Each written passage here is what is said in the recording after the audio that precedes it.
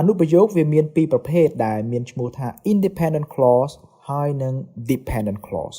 អញ្ចឹងដូចនេះទៅដែលហៅថា independent clause ហើយដូចនេះទៅដែលហៅថា dependent clause បាទសួស្តីអ្នកសិក្សាភាសាអង់គ្លេសទាំងអស់គ្នាថ្ងៃនេះខ្ញុំមានមេរៀនមួយដែលនិយាយអំពី clause ដែលយើងបកប្រែខ្មែរថាអនុប្រយោគ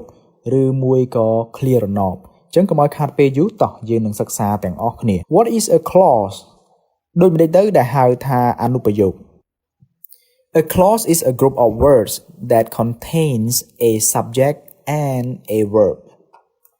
អនុប្រយោគគឺជាក្រុមនៃពាក្យដែលមានប្រធានមួយនិងកិរិយាសព្ទមួយអញ្ចឹងអ្នកទាំងអស់គ្នាត្រូវតែចាំថា clause គឺវាមានប្រធានមួយហើយនិងកិរិយាសព្ទមួយវាខុសប្លែកពី phrase ដែលវាមិនមានប្រធានហើយនិងកិរិយាសព្ទឡើយអញ្ចឹងយើងត្រូវចាំ clause ហើយនិង phrase គឺខុសគ្នាមិនអាចដូចគ្នាបានទេទោះបីជាយើងបកប្រែថា clear ក៏ដោយប៉ុន្តែអត្ថន័យនិងការប្រើប្រាស់របស់វាគឺខុសគ្នា Alright អញ្ចឹងយើងមើលតទៀត There are two main types of clauses namely independent clauses and dependent clauses អនុប្រយោគវាមានពីរប្រភេទដែលមានឈ្មោះថា independent clause ហើយនិង dependent clause អញ្ចឹងដូចនេះទៅដែលហៅថា independent clause ហើយដូចនេះទៅដែលហៅថា dependent clause Independent clause យើងអាចបកប្រែថា clear ដែលអាចឈរនៅម្នាក់ឯងបានស្ដាប់បានយល់បានរីឯ dependent clause គឺជា clear ដែលមិនអាចឈរនៅម្នាក់ឯងបានទេវាចាំបាច់ត្រូវការ clear ដទៃទៀតដើម្បីផ្សំជាមួយវាដើម្បីបង្កើតទៅជាន័យមួយដែលអ្នកទាំងអស់គ្នាអាចស្ដាប់បានអូខេតោះឥឡូវយើងមើលឧទាហរណ៍វាទី1 She cries វាគឺជា clause យើងបកប្រែថានាងយំ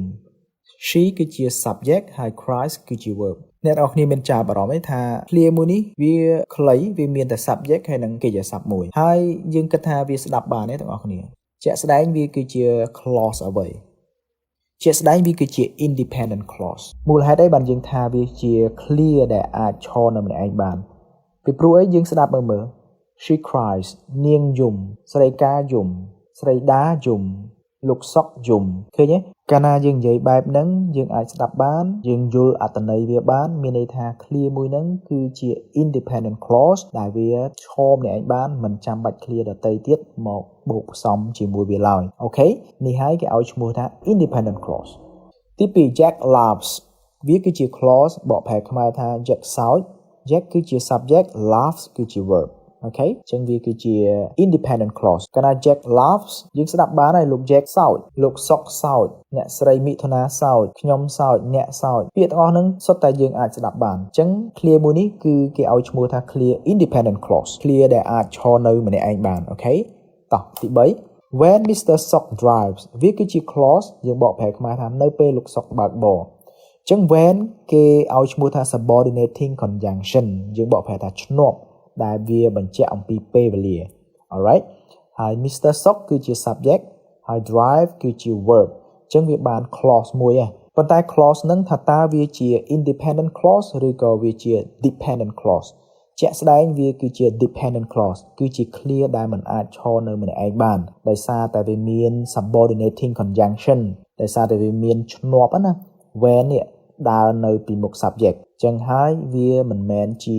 independent clause ទេវាមិនអាចឈរនៅម្នាក់ឯងបានទេវាចាំបាច់ត្រូវការ clear ដទៃទៀតដើម្បីបំពេញន័យឲ្យ clear របស់វាមានអត្ថន័យជាងនឹង alright ទី4 if she studies hard វាគឺជា clause ប្រសិនបើនាងខំរៀនសូត្រចឹងយើងមើលដល់គ្នា if វាគឺជា subordinating conjunction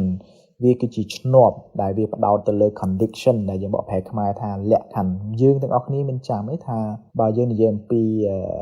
if គឺយើងផ្ដោតទៅលើលក្ខខណ្ឌនៅក្នុងមេរៀនវិជ្ជាករអ្នកទាំងអស់គ្នាបានរៀនហើយតាក់ទងអំពី first conditional zero conditional អញ្ចឹងកាលណាយើងប្រើ if វាត្រូវការល្បះមួយទៀតវាត្រូវការ clear មួយទៀតដើម្បីបំពេញន័យឲ្យវាដើម្បីឲ្យល្បះឬក៏ clear ទាំងមូលហ្នឹងមានន័យគ្រប់គ្រាន់អូខេអញ្ចឹង she គឺជា subject studies គឺជា verb ហើយ hard គឺជា adverb ទី5 although you are old វាគឺជា clause យើងបកប្រែខ្មែរថាទោះបីជាអ្នកចាស់ហើយអញ្ចឹង although គឺជា subordinating conjunction វាគឺជាឈ្នាប់ដែលផ្ដោតទៅលើ contrast contrast មានន័យថាម៉េចយើងបកប្រែខ្មែរថាភាពផ្ទុយគ្នាអញ្ចឹងកាលណាមាន subordinating conjunction នៅក្នុង clear ណាមួយគឺ clear ទាំងអស់នោះគេឲ្យឈ្មោះថា dependent clause ហើយគឺជា clear ដែលមិនអាចឈរនៅម្នាក់ឯងហើយ you គឺជា subject r គឺជា verb to be ហើយ all គឺជា adjective alright អញ្ចឹងយើងសង្ឃឹមថាអ្នកនរគ្នាច្បាស់ថាអ្វីទៅជា clause ហើយអ្វីទៅជា phraseចឹងសរុបសេចក្តីមក clause គឺជា clear ដែលមាន subject ហើយនិងកិរិយាសព្ទហើយវាមានពីរប្រភេទដែលមានឈ្មោះថា independent clause ហើយនិង dependent clause អរគុណ